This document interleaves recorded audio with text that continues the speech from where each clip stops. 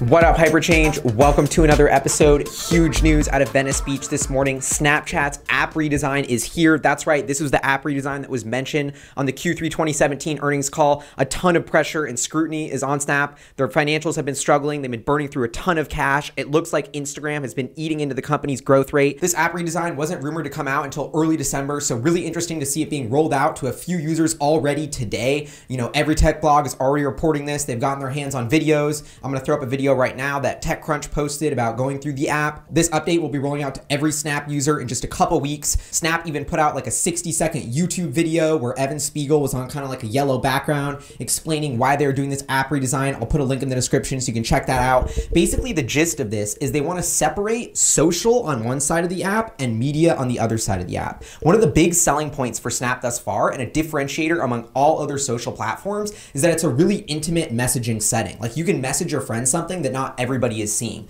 The goal is to kind of communicate in a fun, spontaneous way with friends with these ephemeral messaging services that go away and disappear. Very different than an Instagram post, which always stays up there and is permanent. Therefore, Snap has kind of been able to capture this communication between friends, which Instagram has never been able to get. Therefore, Snap is separating its social content out of the Discover section of its app, so you can swipe to one side and then you're all social. The goal of this is to continue to foster that kind of intimate messaging setting that Snapchat has, while also facilitating their growth as a media company. So then when you swipe to the right or left, forget which one, you're in a new kind of revamped Discover section, which is media. And a fascinating tidbit about this is Snapchat is going to be using algorithms to determine, you know, what you watch and how long. And then they're even having a button of whether you like content or dislike content and want to see less of it, using a very Netflix similar like algorithm style approach to get to figuring out what kind of content you want to watch and delivering it to you. As you guys know, I'm pretty skeptical of Snapchat here. The valuation is trading about 16 billion. As you can see, their revenue growth rate has dropped off of a cliff. They've burned through $1 billion of their IPO cash in just the past 2 quarters.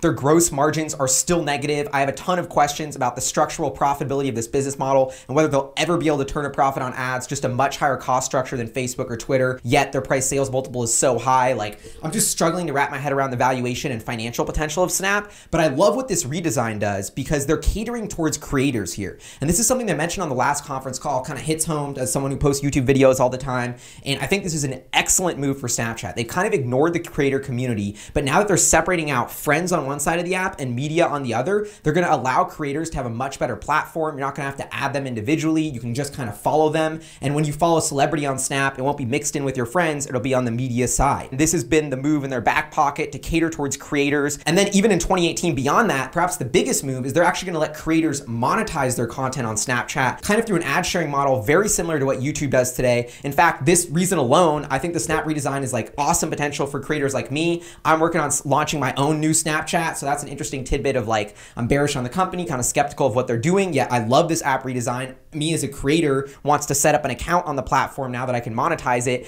Never discount Snap fully because I think Evan Spiegel, you know, he could be a visionary. I think there's a lot of potential there. He's always been one step ahead. Sure, Facebook and Instagram are really successful, making billions, but they're copying Snapchat's features. I think that shows who the real innovator in the space is. Snap wants to be the mobile version of TV. That's right. And unlike TV, not only the platform where you consume all of your mobile media through their Discover section, but you can also create your own media through their camera setting and through the spectacles. And so I just think this is a fascinating kind of new era of mobile first TV and video. Snap could be the go-to Netflix-esque style platform for that. That's what they're setting up for. Huge, massive potential if this actually takes off. And the biggest differentiator for Instagram is that Instagram's Discover and search section is curated by an algorithm. Snap's Discover section and our stories and those kind of things are actually curated by people. And that's the big difference with Snap. And they're signing deals to get exclusive shows on Snapchat. Like, they partnered with Action Bronson to a unique show with him. They just partnered with ESPN a week ago to do an exclusive highlight, you know, 3 to 5 minute Snap show. They're really becoming a media company here, and I don't see Instagram doing that yet. And maybe that's because Facebook, their parent company, is going through so much trouble with the Russian ads and being viewed as a media company that they don't want to get Instagram in on that too. But this is becoming a differentiator for Snap. They actually have original content here that you can watch. We're seeing Snap more and more become like a mobile version of TV, Netflix kind of thing.